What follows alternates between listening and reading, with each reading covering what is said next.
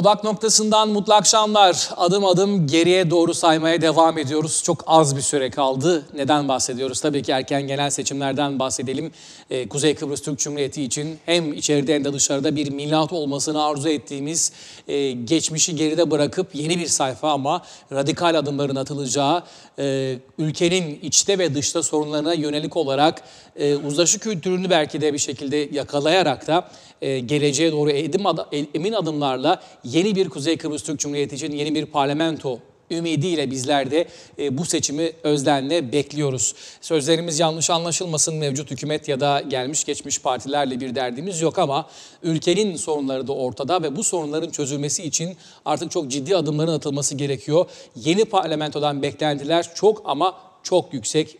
Her ne kadar seçmen farklı düşüncelere sahip olsa da çok ciddi bir yarış. 8 partinin yarıştığı, herkesin kendine göre iddialarının, çok ciddi söylemlerinin, vaatlerinin bulunduğu bir yarış. Ve 190 bin seçmen, 6 bölgede ilk kez tek merkezden bir seçime gideceğiz. Gerçekten rakamlar ve bu sistemle beraber nasıl bir sonucun meclise, parlamentoya gireceğini gerçekten herkes gibi bizler de merak ediyoruz. Anket sonuçları ortaya çıkıyor. Hiçbir anket neredeyse birbirini tutmuyor, bir tutarlılık göstermiyor. Bu da kafaları karıştırmış durumda. Zaman zaman biz de düşünüyoruz, sorguluyoruz. Acaba son dönemde yapılan seçime ramak kala yapılan anketler acaba seçmenin kafasını karıştırır mı? Karma oyu düşünenler son ana doğru acaba mühüre ya da mühür ardı tercihe döner mi? Bu seçimde ne kadar oy yanar? Bütün bunlar aslında merak ettiğimiz konulardan bir tanesi.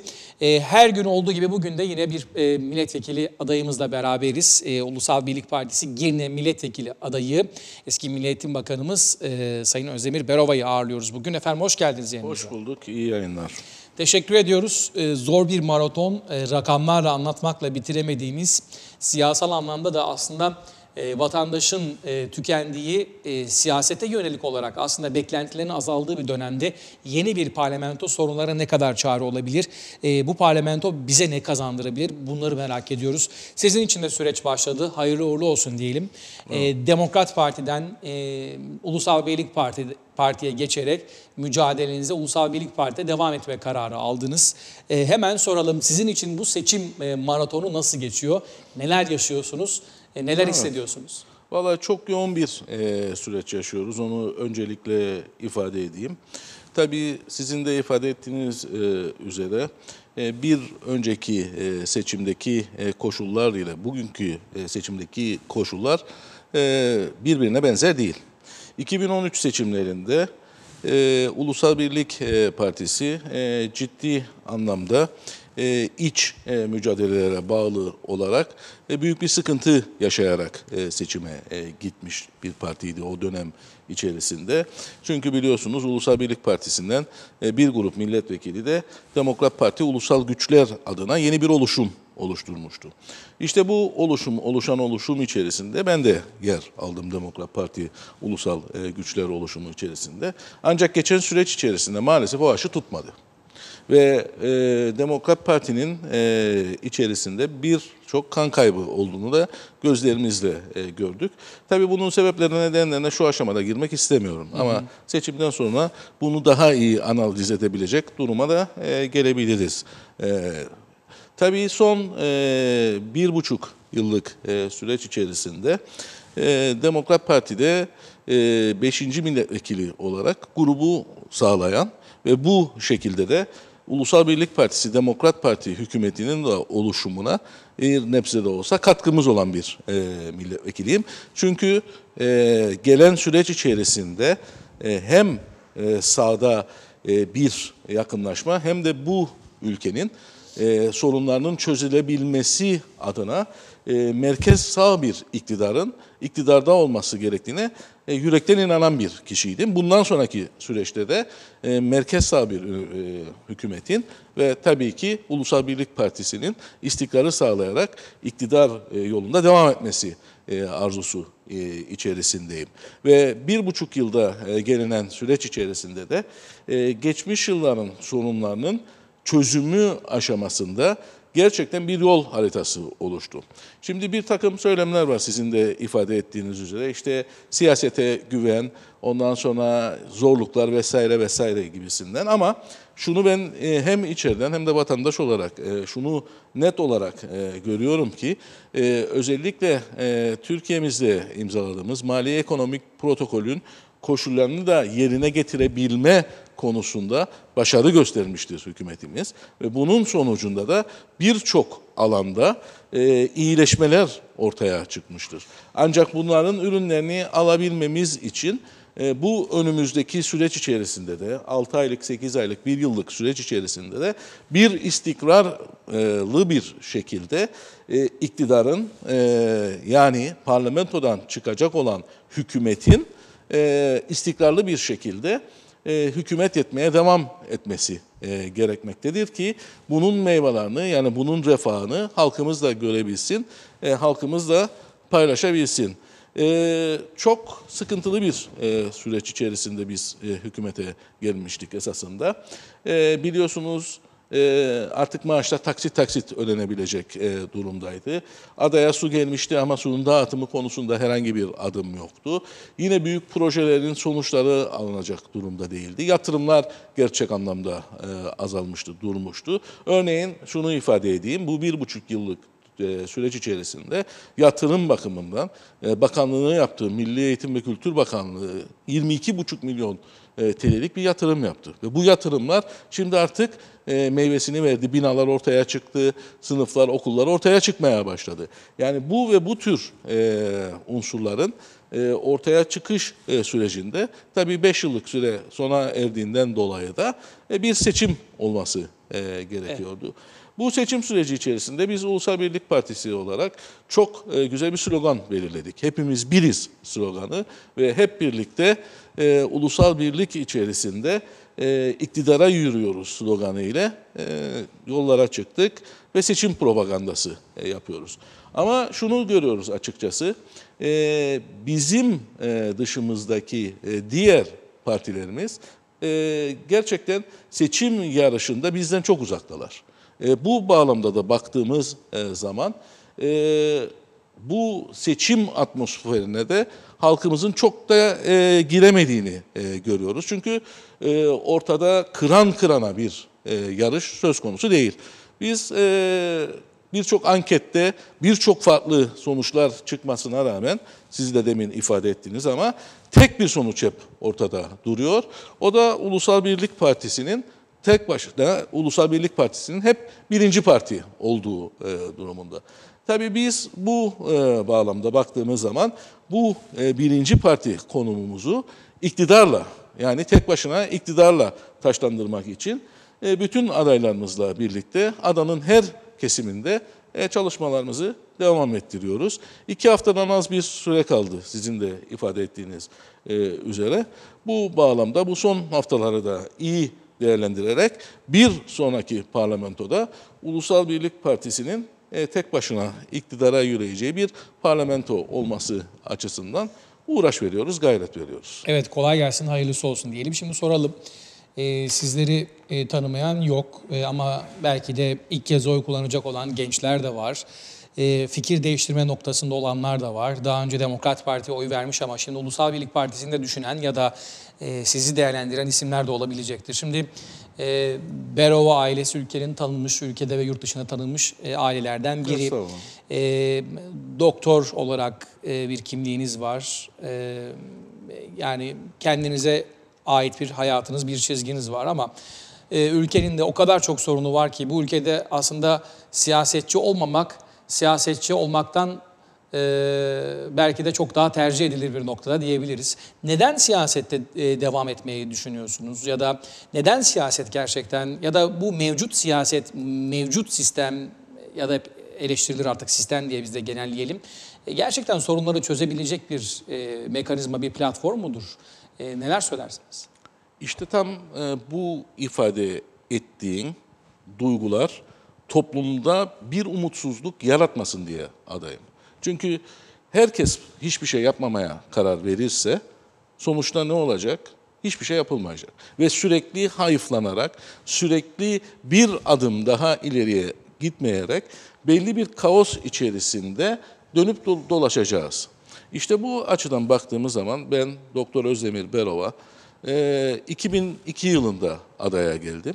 Hem mesleğimi icra ederken, genel cerrahi uzmanı olarak hastanede görev yaparken hem de bu sosyal olaylara sivil toplum örgütlerinde bir fiil çalışarak hem tanık olduk hem çözüm önerileri yapmaya uğraştık. Evet. Ve biliyorsun çok uzun süre Kıbrıs Türk Tabipler Birliği'nde görev aldım. Yönetim kurulunda görev aldım. Genel sekreteri oldum. En sonunda da başkanı oldum birliğin. Bu bağlamda da yeniden nasıl daha iyi üretebiliriz adına siyasete girme kararı aldık.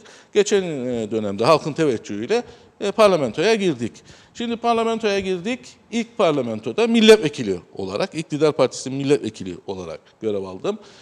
İdari Kamu Sağlık İşleri Komitesi Başkanıydım. Ne yaptık mesela icraat olarak? Bu ülkede hücre doku nakli yasasını, organ nakli yasasını geçirdik ve bugün ülkemizde organ nakili yapılmanın yolunu açtık o dönem içerisinde. Biliyorsunuz geçiciler her zaman bir problemdi, her zaman bir sorundu. Ülkeye her gelen iktidar geçici olarak geçici memur adında istihdam yapıyordu. Bir sonraki gelen iktidar da bu geçici memurları ülkeden istihdam alanından, devletten uzaklaştırmak için çaba sarf ediyordu. Bununla da ilgili çok geniş tartışmalar oluyordu.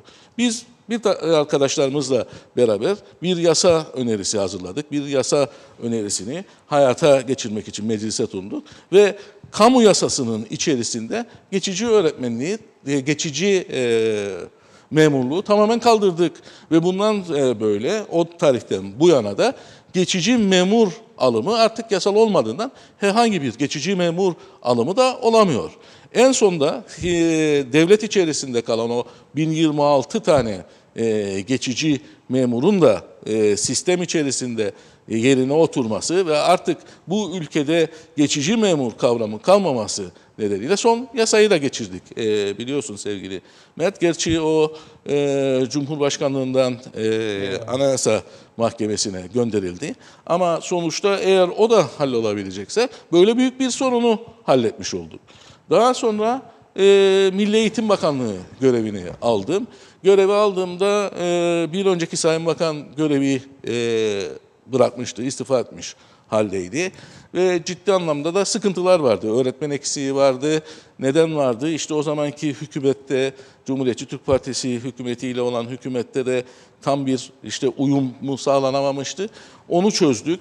Sistemi yürütmeye başladık ve yine de eğitim sistemi içerisinde birçok yasaların hazırlanması ve birçok yeniliklerin, değişikliklerin yapılması konusunda çalışmalar bulunduk. Gerçi bir 8-9 aylık bir ara oldu. Sonra yeni bir hükümet değişikliği oldu ki ülkemizdeki en önemli sıkıntılardan bir tanesi de budur. Yani sürekli bir istikrarı sağlayacak bir yapıyı kuramadık. Ama parti programı ve hükümet programına bağlı çalışmalarımızı geliştirdik. Bu ülkede yüksek öğrenim yasasını çıkardık. Ki yüksek öğrenim yasasıyla birlikte artık hem yeni üniversiteler açılması konusunda yeni koşullar ortaya kondu. Hem de üniversitelerin kalitesinin artırılması adına yapılması gereken unsurlar bu yasa içerisinde belirlendi, belirtildi. Bir başka en önemli unsurlardan bir tanesi program bazlı kitaplar yazdık. Yani Kuzey Kıbrıs Türk Cumhuriyeti'nde yeni bir müfredat oluşturuldu. Ve bu müfredata bağlı olarak kitaplarımızı da kademeli olarak hayata geçirdik. Gelecek yıl içerisinde de temel eğitimde, yani zorunlu eğitim yaşında olan tüm öğrencilerimize bizim müfredatımıza bağlı olarak bizim Kuzey Kıbrıs Türk Cumhuriyeti'nin bilim insanlarının ve bizim öğretmenlerimizin hazırladığı kitaplarımızla eğitim öğretim hayatına geçeceğiz. İşte bütün bunları yaparken hiç kimse bir başka partiden veya bir başka şeyden bir sihirli zeylekle bir 24-48 saat içerisinde her şeyi düzgün hale getireceğini beklemesin. Ama herkes de bu işten cayarsa, kimse elinin altına da taşın altına koymak ihtiyacı hissetmezse sonuçta işte böyle hayıflanacağımız bir şey olur. Ama bizim ülkede bir de şöyle maalesef şöyle bir durum vardır. Sürekli bir algı operasyonları ile yapılan işlerden daha çok eksiklikler ön plana getirilerek sürekli bunlar üzerinden eleştiri yapılır. Bakın bugün özel televizyonlarımız var. Burada ne güzel sizinle birlikte bir program yapıyoruz. Ama ben şimdi bu stüdyo hakkında bir yorumda bulunmak istesem şunu diyebilirim ki bakın ne güzel bir stüdyo. Karşılıklı ışıklarımız, her şeyimizle halkımıza buradan hitap edebiliyoruz. Ama şunu da diyebiliyorum.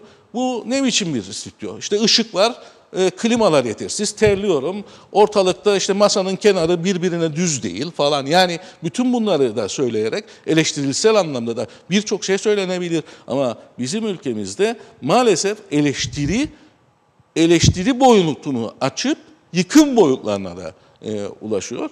Tabii bu da üzücü oluyor ama bu sırf üzücüdür diye biz hayır vazgeçeceğiz. Biz hayır hizmet etmeye aday olmaktan vaz mı geçeceğiz? Hayır öyle bir şey de söz konusu değil. Sonuna kadar halkımız bize hizmet etme yönünde yetki verdiği sürece ben hizmet etmeye çalışacağım. Ulusal Birlik Partisi bu ülkede devletin oluşumunda en büyük katkı payı olan bir partidir ve devletin yaşatılması ve devlet olarak Kuzey Kıbrıs Türk Cumhuriyeti'nin varlığının daha ileriye götürülmesine inanmış olan bir partidir ki bu ideolojik açıdan benim olmazsa olmaz bir tavrımdır. Bu bağlamda da zaten parti programı tamamen merkez sağda olması gereken bir parti programıdır. Arkadaşlarınızla bu konunun üzerinde Sayın Başbakanımızın liderliğinde ciddi anlamda çalışmalar yapıyor ve Ulusal Birlik Partisi geçmişte olduğu gibi gelecekte de çok konuşan değil, icra yapan bir parti olarak yoluna devam edecektir. Böyle bir partinin neferi olarak da seçimlere girmekten büyük mutluluk duyduğumu ifade etmek isterim. Peki şimdi 8 partinin yarıştığı bir seçimden bahsediyoruz. 388 aday içinden tercih yapacak. 190 bin küsür seçmen hiç kolay değil. Dediğim gibi herkesin kendine göre iddiası var. Sorunlar ortak. Sorunlara çok da farklı olmasa da benzer yaklaşımlarla vaatleri ve çözüm yollarının sunulduğunu görüyoruz. Hayır, ben şimdi şunu görmüyorum yalnız. Yani ayakları yere basan çözüm önerileri, ben katıldığım programlarda diğer partiden gelen arkadaşlarla da konuşuyoruz. İşte belli bir tablo çiziliyor ama o tablonun altı doldurulmuş değil. Yere temellerinde çok da sağlam olmadığını, yaptığım görev çerçevesinde de sistemi iyice de bildiğim için ve hakim olduğum için de eğitim konusunda evet, görebiliyorum.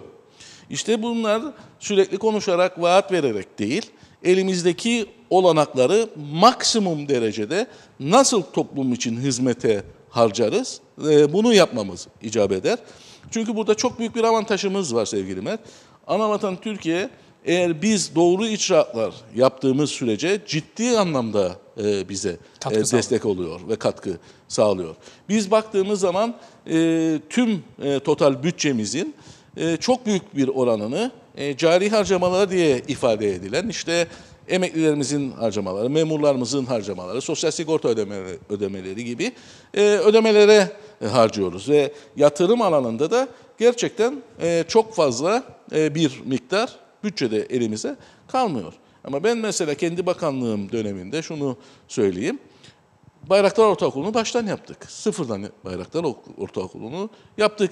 Birçok okulumuzu karkas bir şekilde çevirerek tekrardan inşa etme olasılığı bulduk. Yani hazırladığımız doğru projelere doğru kaynak bulma konusunda bir sıkıntı yaşamadık. Neden? Çünkü sabah saat 8'den akşam saat 8'lere kadar kendi ekibimizle oturup bunların hem planlamasını hem çalışmasını hem de bunların talebi yönündeki unsurları hep bir araya getirerek çalıştık. Ve işte bunun gibi diğer kurumlarımız, dairelerimiz de gerçekten özveriyle hizmet verdi bu 16-18 aylık bir dönem içerisinde ve birçok artı değeri ortaya koyabildik.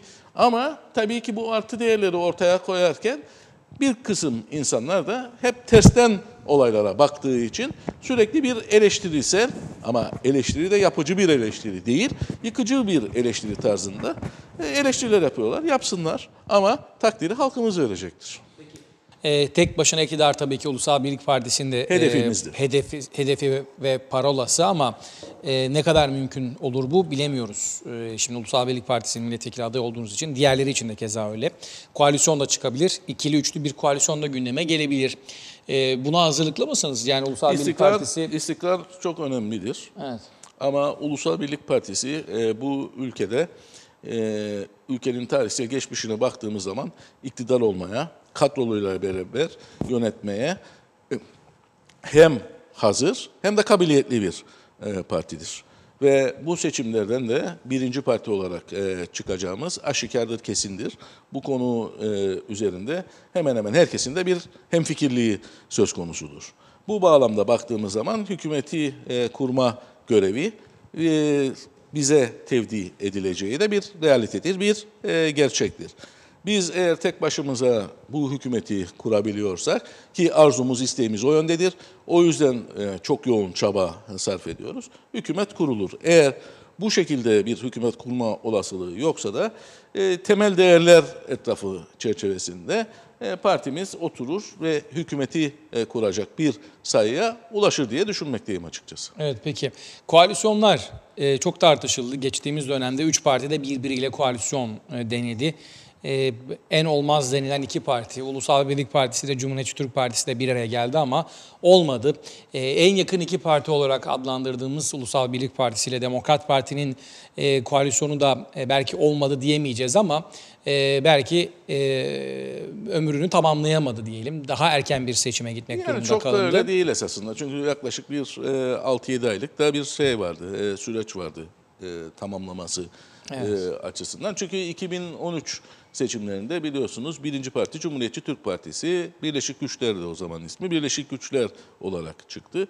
Tabii ki halkın bu şekilde birinci parti olarak Cumhuriyetçi Türk Partisi'ni çıkarması sebebiyle de hükümeti ilk etapta Cumhuriyetçi Türk Partisi'nin başkanlığında kurması normal olandı. Ama maalesef gördük ki Cumhuriyetçi Türk Partisi'nin içerisinde olan hükümetlerde sürekli bir icraat açısından bir sıkıntı yaşandığını gördük. Hem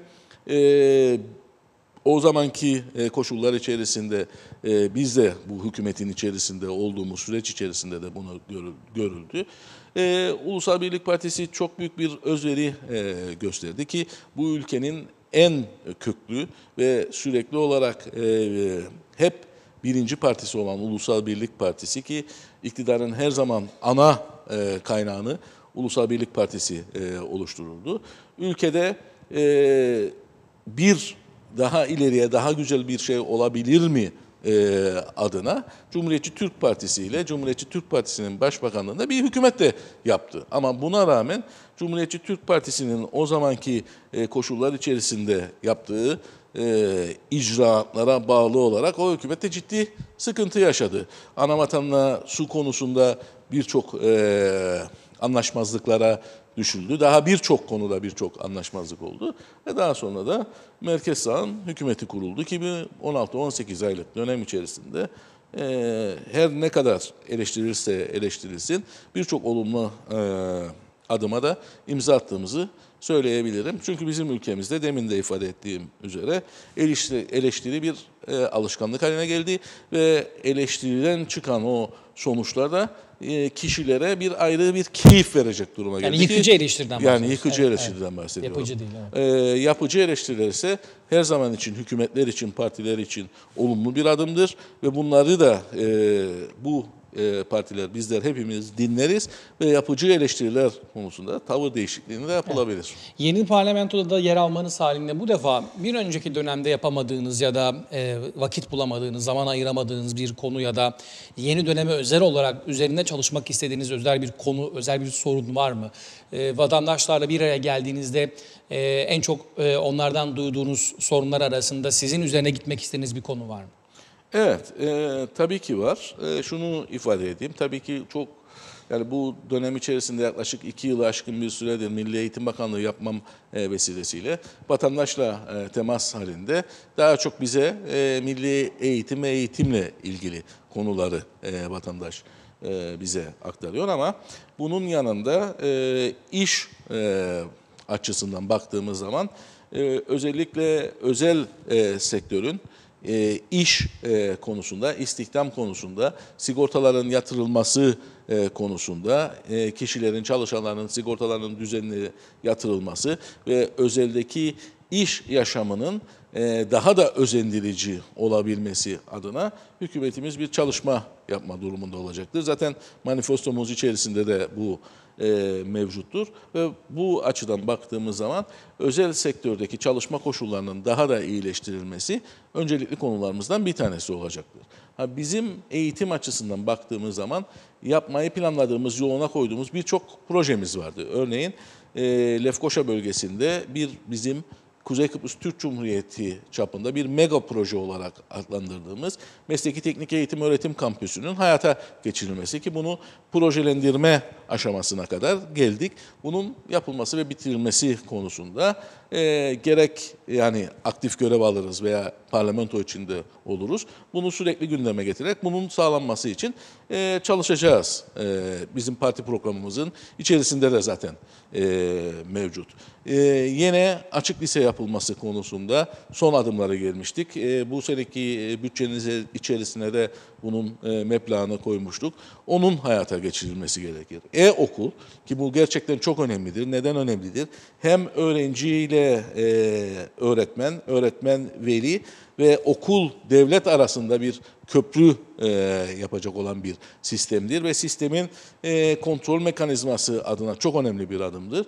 Bunun da süratle sonlandırılması gerekir. Biz çok uğraştık bunu sonlandırabilme adına ama bazı engeller de ortaya çıktı. Bu engellere bağlı olarak o da yani belli bir yoldadır ama tam tamamlanamamıştır.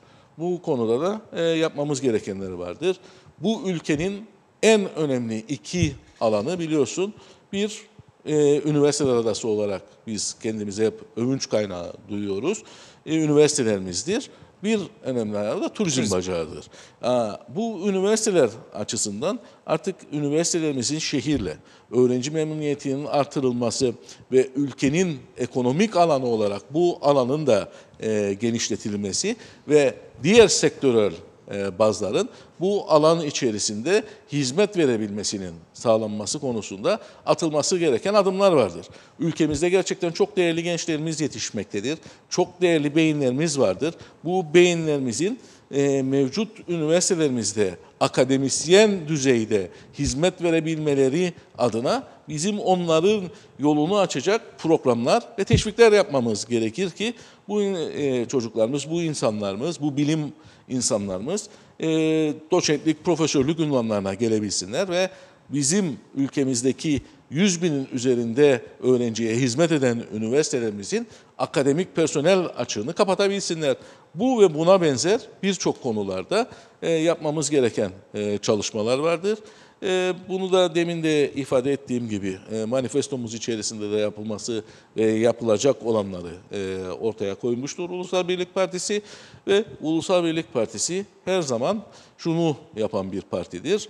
Her zaman ilklere imza atan bir partidir ve bu ülkede de bundan sonraki süreç içerisinde bu ülkede halk adına, ülke adına yapılacak her türlü icraatta aktif bir rol oynayacak partidir. Ben buna inanıyorum.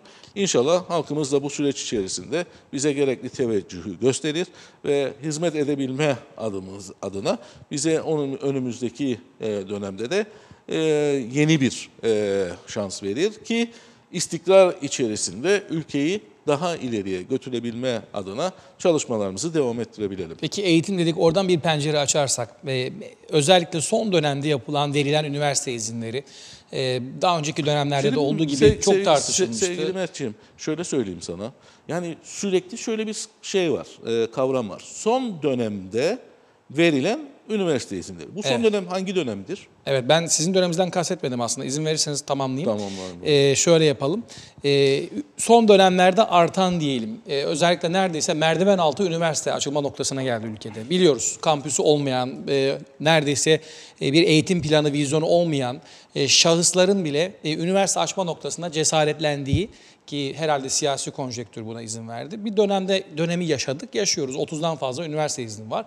İyi, güzel üniversitelerin açılmasına karşı kimse değil ama bunların nasıl açıldığı ve hangi standartlarda açıldığı, nasıl altyapısı olup olmadığı noktasında soru işaretleri de var. İşte bu soru... Ya da bu soru işaretlerini giderebilecek belki de gerekli açılımlar ya da yanıtlar verilemediği bazı soru işaretleri vardı. Ben sizin döneminizi kastetmedim aslında ama bu genel olarak ülkenin bir sıkıntısı halinde görünüyor, bir sorun olarak ortada duruyor ya da bir soru işareti olarak ortada duruyor. Bunun böyle devam etmemesi için siz YÖK yasasından bahsettiniz az YÖK önce. yasası değil. Yüksek öğrenim yasası. Yani bu da hep karıştırılıyor. Evet. Yani bizde YÖDAK var ama Evet. YÖDAK yasası yüksek öğrenim yasası içerisinde ayrı maddelendirilmiş bir bölüm. Evet. Bizde yüksek öğretim yasası var. Ve bu yüksek öğretim yasası bu söylediğin yani senin kaldırım altı dediğin üniversitelerin öğrenime başlaması, öğretime başlaması önünde bir engel artık. Böyle bir şey olamaz. Yani eğer siz yeterli altyapımı yapamamışsanız, kampüslerinizi yeterli boyutlara getirememişseniz size yeni bölüm açma konusunda ve yeni konularda genişleme konusunda da herhangi bir şey verilmiyor. Evet. Yetki verilmiyor. Buna bağlı olarak da bir müddet daha eğer bu şekilde devam edebilirsiniz ama belli yatırım sürelerini belli zamanlarda yapamadığınız zaman da bu üniversite izinleri kendiliğinden otomatik olarak ortadan kalkacaktır. Yani bundan sonra bu verilen izinler çerçevesinde açılacak olan üniversiteler gerçek anlamda ülkeye eğitim için katkı yapabilecek olan üniversiteler olacaktır. Bu neye bağlıdır? Yeni yüksek öğretim yasasında yaptığımız koşullara bağlıdır ki bu yeni koşullar üzerinde gerçekten çok anlatmaya çalıştım yani her dönem içerisinde ama hep farklı unsurlar ön plana getirilmeye çalışılıyor. Baskı gördünüz mü? Yani bu konuda üniversite izinleri noktasında bakanlığınız döneminde de bunlarla yani çünkü talep olduğunu çok biliyoruz. Siz bir bakan olarak zaman zaman zorlandınız mı yani bu gibi talepleri karşılamadan? Ya ben şöyle benim tavrım çok net oldu. Zaten şeyi alır almaz, iktidara gelir gelmez. Biz dedik ki biz bundan sonraki süreç için yüksek öğrenimin hem kalitesini hem de verimliliğini yükseltmek adına yeni bir yasal düzenleme yapacağız. Zaten geçmiş dönem içerisinde de birçok bu konuda farklı yasal düzenlemeler yapılmak için çalışmalar söz konusuydu. Ekibi topladık ve dedik ki biz bunu toparlayacağız. Paydaşlarla paylaşacağız, üniversitelerle paylaşacağız ve yeni yüksek öğrenim yasasını hayata geçireceğiz. Ve geçirene kadar da kesinlikle hiçbir üniversiteye yeni ön açma izni vermeyeceğiz. O yüzden bu konuda gelen her talebe benim verdiğim cevap net olarak budur. Yeni yüksek öğrenim yasasını hazırlıyoruz. Yeni yüksek öğrenim yasası çıktıktan sonra bu yasaya bağlı koşullar içerisinde şey yapabilirsiniz, müracaat edebilirsiniz ve bu müracaatlarınız da yeni yasaya göre değerlendirilecektir. Bu bağlamda tabii birkaç tane senin söylediğin şekilde baskı olan unsurlar oldu ama o baskı yaptı dediğin unsurlar da daha sonra müracaat etmediler. Evet. Yani o yüzden Buna takıldılar yani.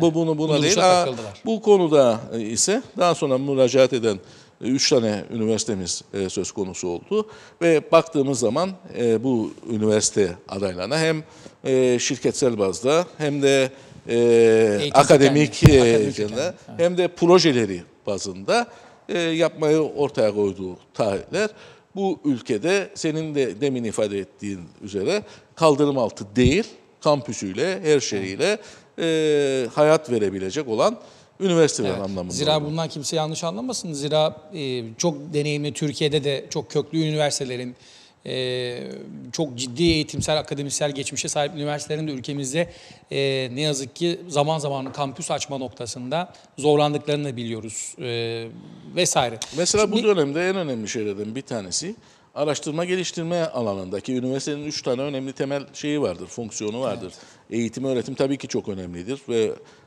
alan olarak en önemli alanlarımızdan bir tanesidir. Ama araştırma ve geliştirmenin de buna eş zamanlı olarak devam etmesi icap eder ve bu araştırma geliştirmeden çıkacak olan sonuçların toplumsal yarar şeklinde kullanılabilmesi de üçüncül önemli olan hadiselerdir.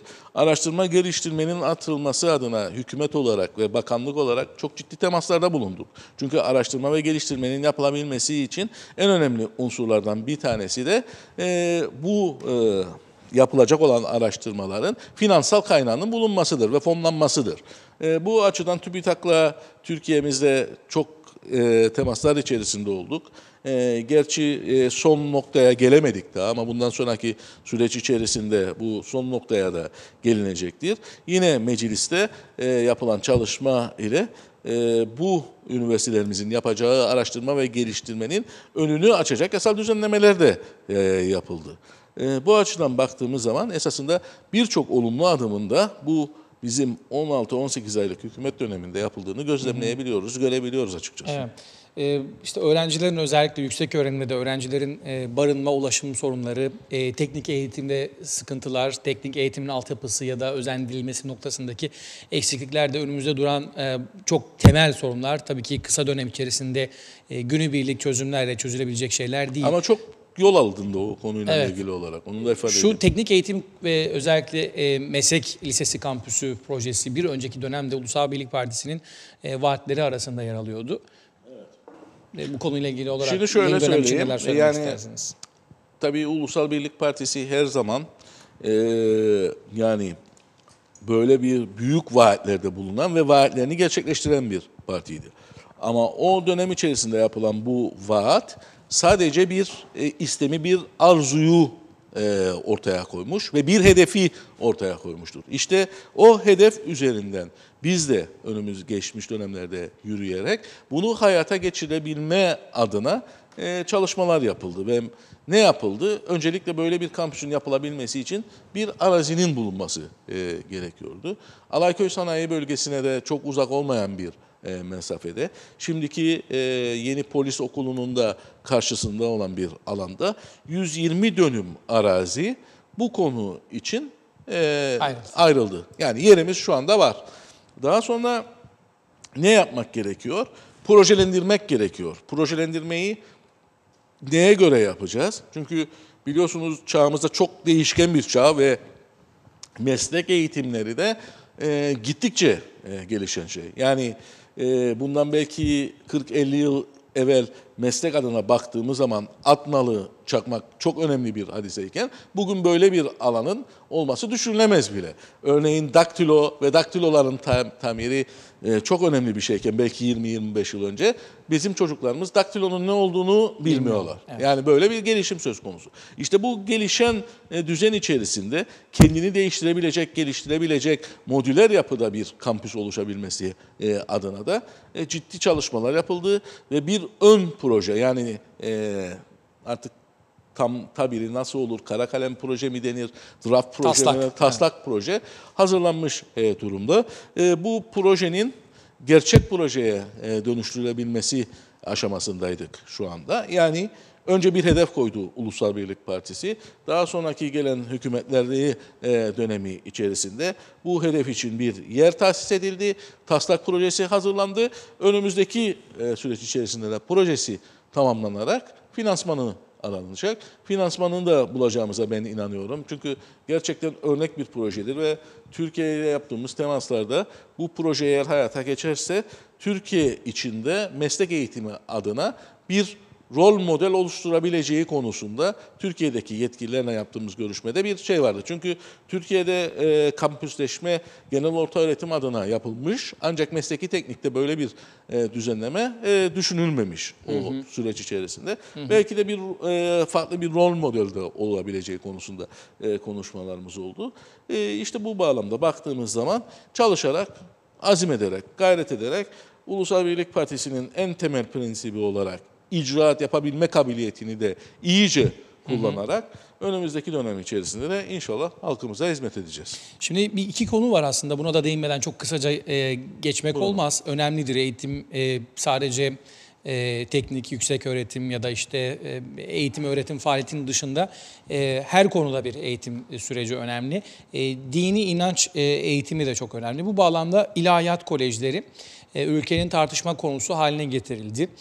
Hatta açılan Lefkoşa'da Hamitköy bölgesinde açılan ilahiyat koleji çok tartışmalara neden olmuş. Haspolat'taki düzeltelim. Ve bir takım ne yazık ki çizgi dışına çıkan açıklamalar oldu. İlahiyat Koleji'nde okuyan öğrenciler geleceğin teröristleri, geleceğin canlı bombaları olarak addedildi. Aynı zihniyetin mensupları bugün de tırnak içinde söyleyelim Girne'nin kalbinde İlahiyat Koleji. Sanki yani Girne'nin kalbinde fuhuş yuvası ya da Girne'nin kalbinde terör odaklarının yaşadığı bir alan, sığınak, depo gibi ilahiyat kolejlerine yönelik bazı algı açıklamaları yapılıyor. Zaman zaman bu gibi konularda sizin duruşunuz ilahiyat kolejlerini savunur noktadaydı. İlahiyat kolejlerinin algı ve toplum mühendisi amacıyla kurulduğunu söyleyenlere karşı bir duruşunuz oldu. Bugün de özellikle Girne bölgesiyle ilgili Girne'nin kalbinde ilahiyat koleji şeklindeki eleştirilere ya da yapılan açıklamalara nasıl bakıyorsunuz, nasıl yanıtlıyorsunuz? Yani bu şöyle söyleyeyim size sevgili Mert. Tamamen böyle seçim öncesinde ortaya çıkarılan ve bir safsata üzerinden halkın kendi o duygularına yönelik bir algı operasyonunun parçası olarak düşünüyorum. Net olarak onu ifade edeyim. Çünkü senin söylediğin gibi de değil, İlahiyat Koleji'nden de bahsedilmiyor. İmam Hatipler kurulacak diye bahsediliyor. Şimdi şöyle söyleyeyim. Kuzey Kıbrıs Türk Cumhuriyeti'nde senin de ifade ettiğin üzere Haspolat bölgemizde Hala Sultan İlahiyat Kolejimiz şu anda Kıbrıs Türk eğitimine hizmet veren bir okulumuz. Ve bu okulumuz temelde kolej programı uygulayan bir okulumuz. Kolej programı yanında da yine müfredatın ana hatlarına uygun olarak din dersleri açısından da ek dersler veren, işte yabancı dil yerine Fransızca yerine Arapçayı ortaya koyan ve bu mahallede de eğitim ve öğrenim veren bir okulumuz. İlahiyat Kolejimize giriş sınavla olan bir giriş. Ve sınavla olan bir girişte aileler bu okulumuzda nasıl bir eğitim verildiğini net olarak bilerek ve isteyerek bu okulumuzu talep ederek ve yine de çocuklar bu konuda temel koleji okuyabilecekleri baz seviyede olabildiklerini ölçme amacıyla bir ölçme değerlendirmeden de geçerek bu okulumuza alınan bir çocuklarımız.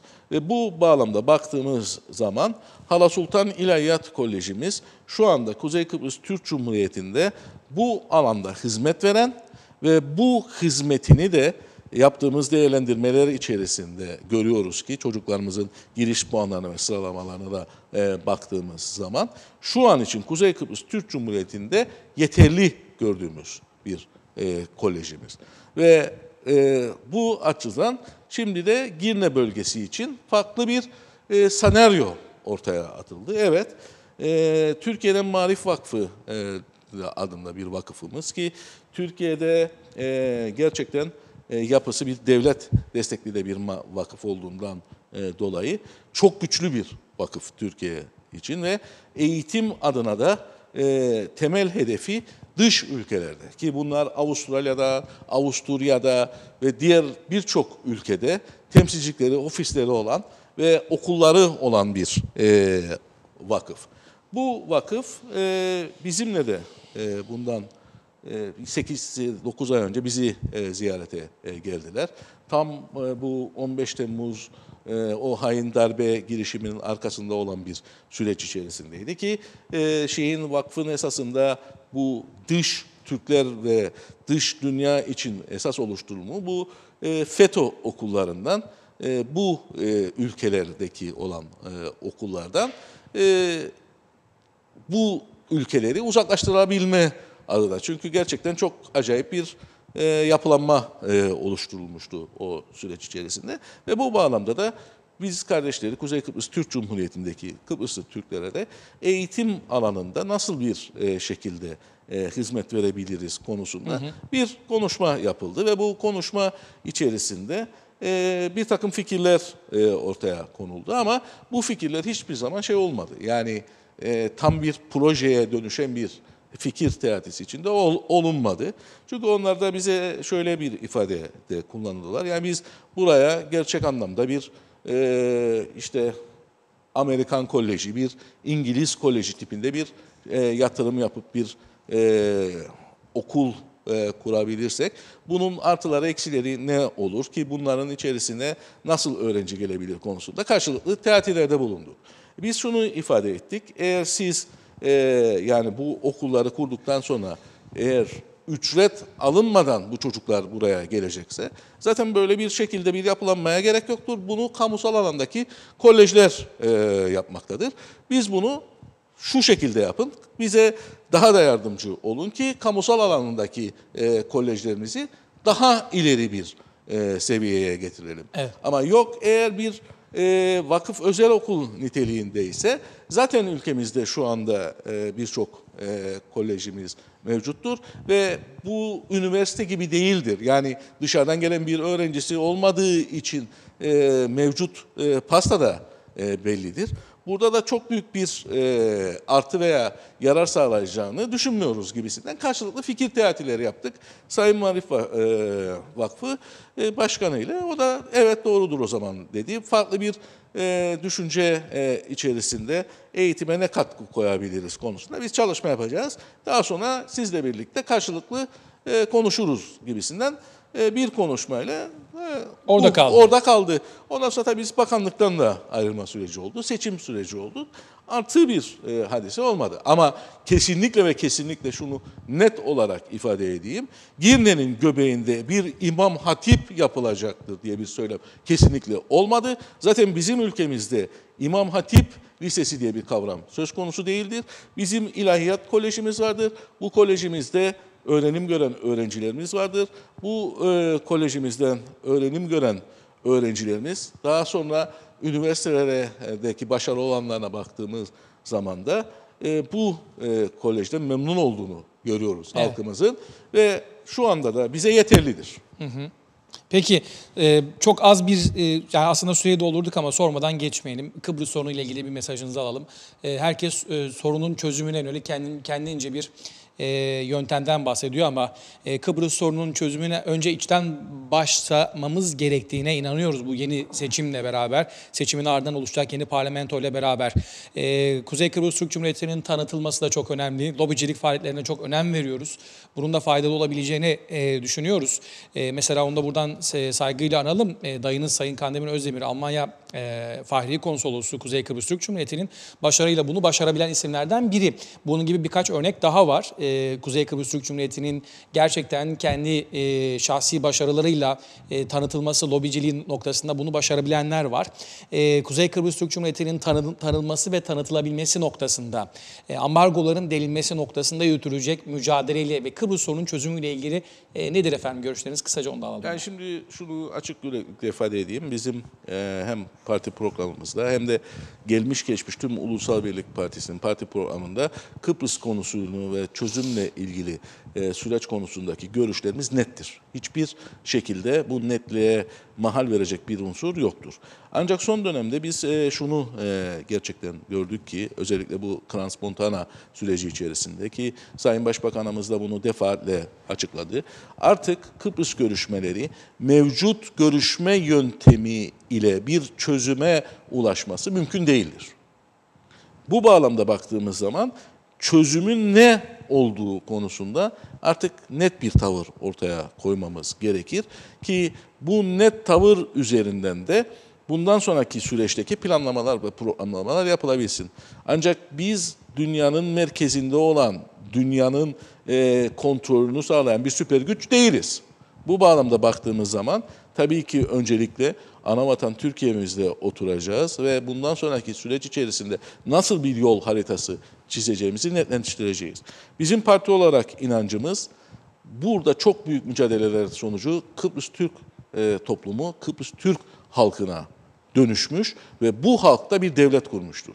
Gerçi Türklerin tarihinde devlet kurabilme olgusu onlara gelen bir genetik yetenektir diye düşünmekle birlikte bir devlet olmak, işte bu kurumsal yapılar içerisinde dört dörtlük çalışmayabilir, eksiklikler olabilir, aksaklıklar olabilir ama bir devlete sahip olmak her Kuzey Kıbrıs Türk Cumhuriyeti vatandaşı için büyük bir lütuftur. Evet. İşte hemen yakınımıza bakıyoruz, Orta Doğu'ya bakıyoruz, Filistin'e bakıyoruz. Yıllardır neler çektiğine insanların orada bakıyoruz ve görüyoruz ki devlet olabilmenin olgusu gerçekten çok önemli bir olgudur. Ve bu olguya ulaşmamızda da bize her yönden destek veren çok güçlü bir ana vatanımız vardır, bir Türkiye'miz vardır. Bu açıdan baktığımız zaman biz kendimizi şanslı addediyoruz. Ve bundan sonraki süreç içerisinde de Kıbrıs konusunda tabii ki bir çözümü biz de arzuluyoruz. Ama bu çözümün ne olacağı konusunda gerçekten ciddi şekilde şunu ifade etmemiz gerekir ki artık bu yöntemle yani Birleşmiş Milletler'in yaptığı bu yöntem ile bir sonuca ulaşmak mümkün değildir. Evet, peki, bu nettir. Peki sizi son olarak bu kamerayla vatandaşlarla bırakalım. Seçmene bir mesajınız varsa 7 Ocak'la ilgili alalım efendim. Evet, çok teşekkür ederim öncelikle bu güzel program için. 7 Ocak tarihinde yeni bir parlamento ile bu ülkeye hizmet verebilme adına hizmete adayız. Biz şuna inanıyoruz ki ülkeye iyi derecede hizmet edebilmenin en temel yolu istikrarı sağlayabilmektir. Ve istikrarı sağlayabilmek için de istikrarlı bir hükümetin olması en temel hedefimizdir. Bu bağlamda da bize olan desteğinizi Ulusal Birlik Partisi'ne yani güneşin üzerine mühür vurarak tek başına iktidarın yolunu bize açmanız bizim en büyük arzumuzdur ki önümüzdeki süreç içerisinde hizmet konusunda bir sürekliliği sağlayabilelim. Ben 7 Ocak seçimlerin tüm ülkemize hayırlı ve uğurlu olmasını şimdiden buradan diliyorum. Çok teşekkür ederiz size de başarılar, partiniz adına da başarılar dileyelim. Efendim bugün 22 Aralık Cuma 7 Ocağı 16 kala seçim sürecine yönelik olarak süreci yakinen takip etmeye, gelişmeleri haber bültenlerinde yansıtmaya ve adayları da sizlerle buluşturmaya devam edeceğiz. Yeni haftayla birlikte tabii ki güzel bir hafta sonu geçirmeniz ümidiyle yeniden görüşünceye dek hoşça kalın, iyi akşamlar.